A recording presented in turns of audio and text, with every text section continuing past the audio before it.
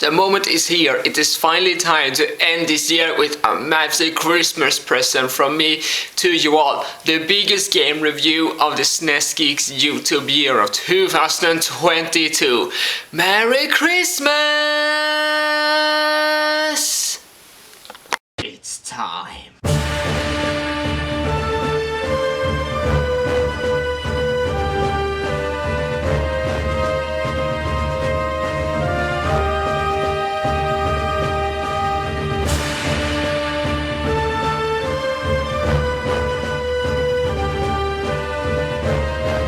I'm back. The title says so much, yet so little. We see a guy riding on a horse in sunset as epic music is playing. It sets the tone of what's about to come and happen. After pushing start and giving the player the most awesome protagonist name ever, it is time to begin with a cinematic masterpiece of a cutscene as a guy chases after a princess on a horse. Then stops the statue. I guess he had time? It was all a dream as a sprite has been chosen to take Yusaku, the player, on a big adventure. After Drunk Vision, they meet. The sprite name is Navi and they will become partners for the rest of the game. Finally, you will have a boozing buddy. But it turns out drinking wasn't on his agenda as he had to talk to the tree Navi was sent from first. Oh well, I guess it happens later, upon heading up and some panning around the village you are in. And talk to someone who knows you. A fangirl, I guess, who's named Saria. Why would you know that? Oh well, I bet she will only appear here. On the way to the tree, an a-hole blocks the way, whose name is Mido. Someone who doesn't consider you worthy of seeing him unless you murder him. You have to find a sword. So after almost dying, this will not happen many times at all. The sword has been found, but let's be real, the pen is mightier than the sword, which is why Mido cannot be killed. With both shield and a sword, it is time to get to the tree, who must become sick. It is up to you to slay a monster in the tree to save it, cursed by someone. He will have a strange Saturday. This is a strange location. It is in a tree, but there are platforms, fogs, and spiderwebs. This is a tutorial area, teaching you the hardships of life and it brings.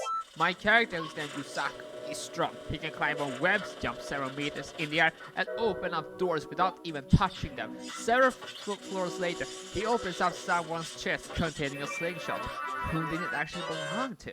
It will never be explained or answered. Use it to get to the top of the top and jump to your death! That is, if you can aim at the spider web, which happens several attempts to go down.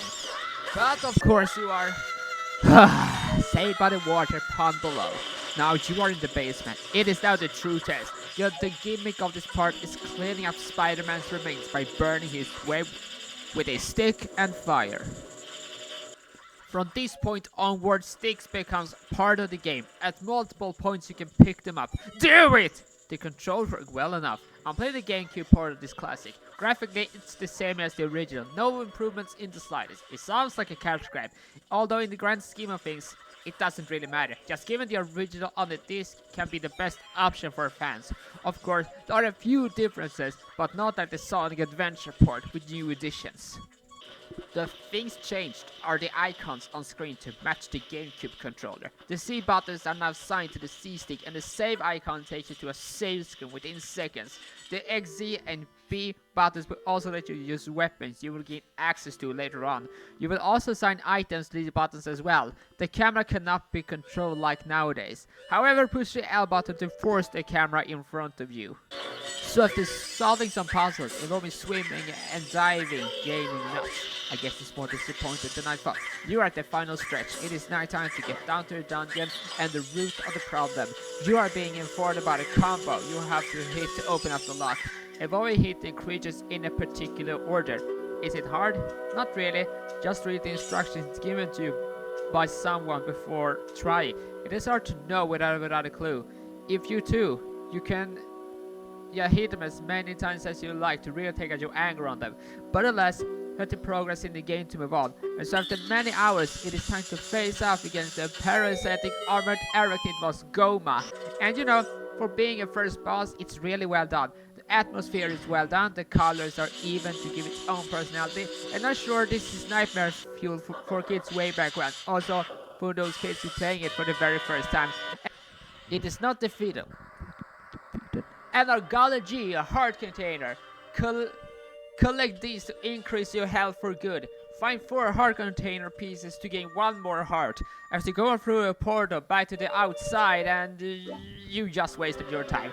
Turns out the great Deku Tree has tricked you into saving him. It is time to hear a story about the creation of the world. With that told, more information is being taught. It turns out the tree was cursed by a king of the desert. This guy who rides through fire. The great Deku Tree didn't let him have the Triforce, so it was cursed. Now it's time for a cinematic masterpiece in form of the creation of the world. Ages ago, 3 spirits were able to use their powers to create a world by making a force, splitting them up between 3 triangles. These powers came to be known as the Triforce of Courage, Power and Wisdom. These triangles combined became the Triforce, blah blah blah blah blah, dramatic scene. It is now time to take farewell to the great Deku Tree, as the curse was just too much for him to handle. But before it's over, Yusaku is given a great spiritual stone. One of 3, mind you. The test is over. It is time for the real adventure to begin. The tree grows up. Now some real estate can finally be built in here. On the way back to the village, you are being accused by Mairo that you killed the tree, and Yusaku goes away to cry. After the cry, it is time to leave Kokiri village. Out of there, finally, search for the other 2 stones begin. Right as the bridge will be crossed, Sari appears with an expression that says that this was anticipated, because that's what she said. He's not like the others, and he can live while the others cannot. But before you are gone, you are given an ocarina, a flute containing endless possibilities. This is another scene well made. The cinematography is great. The colors are several shades of green, and while I cannot emote much to interface due to hardware limitations of the original hardware, they were able to create a sense of melancholy through everything. Hats off to you programmers. The kilograms are up as the real adventure begins. Farewell, Saria. Yusaku will always remember you. One more glance before it is over. Let's go out on this adventure. This is the main area, Hyrule Field, the overworld where you'll be going the most. With green lush meadows, there's a reason to go out on a picnic. But why let's do that? Let's go live life!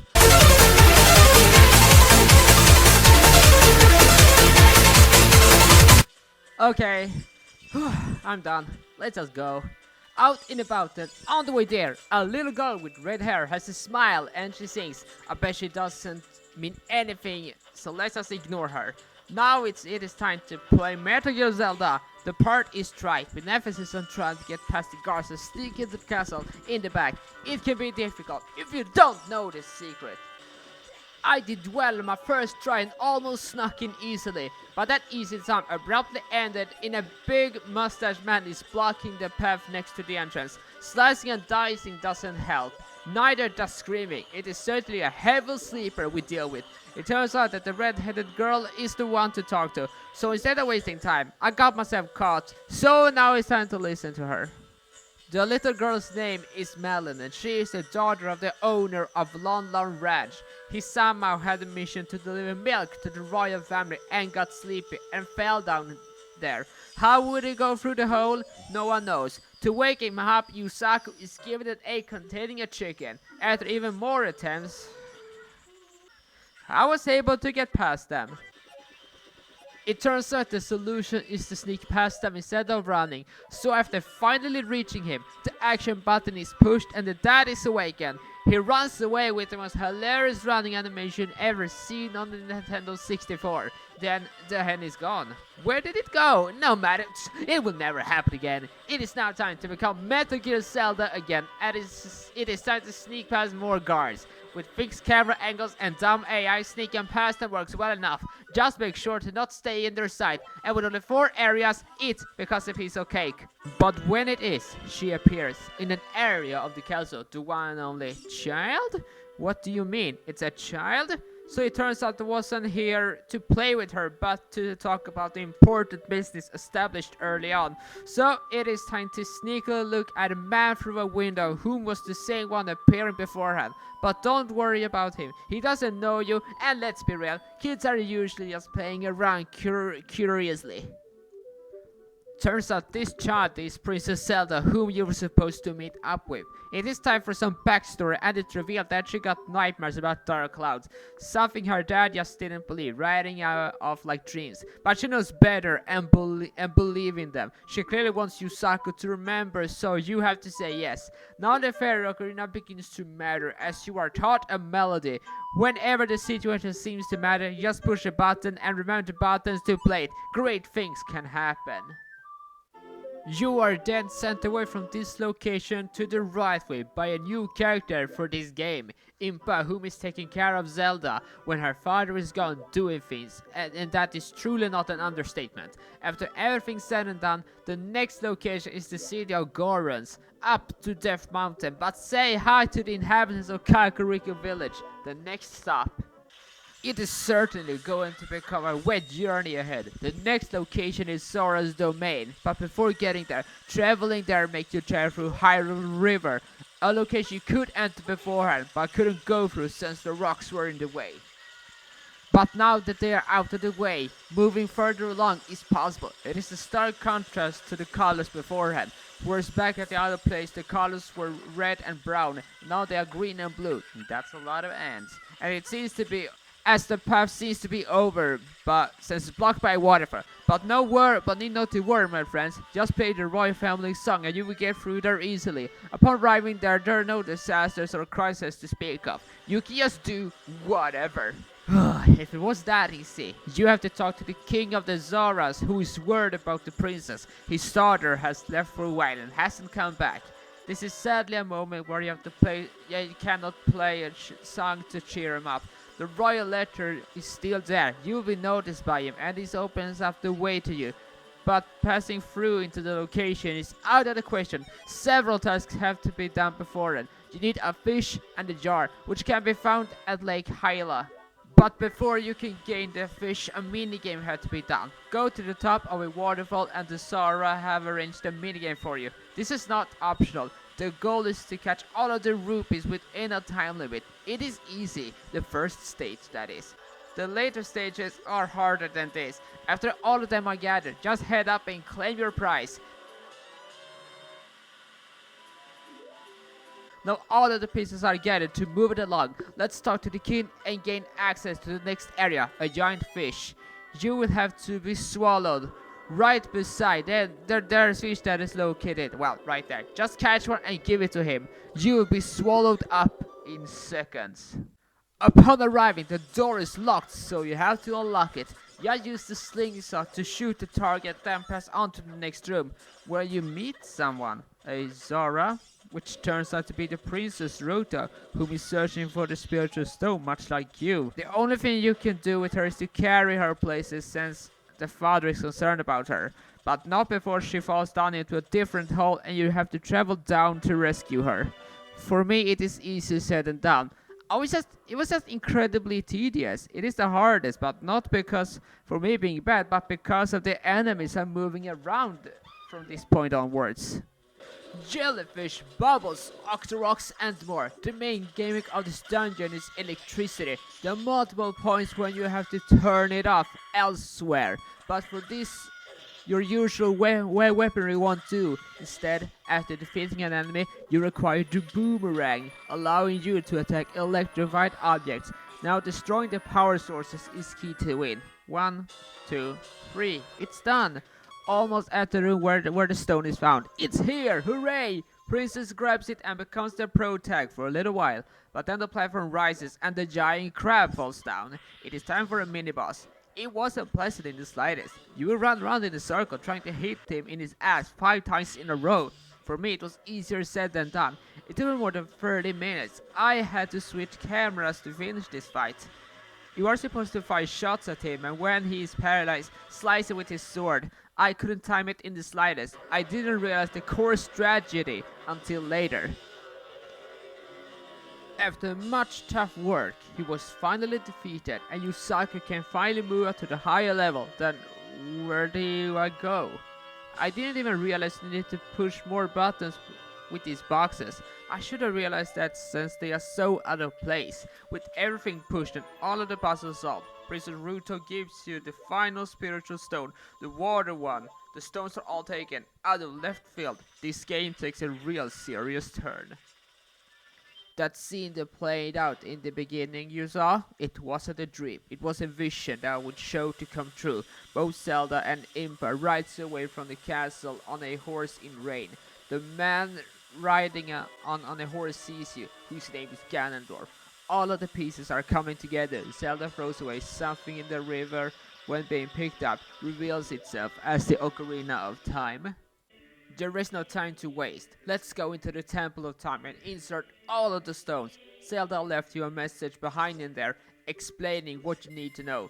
But what is this? Why tell you? Why not play it yourself? You can never know, can you? From me, you will never know!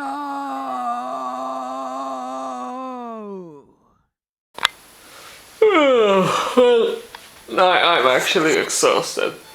So let's go do like the bear and go into sleep for quite a while.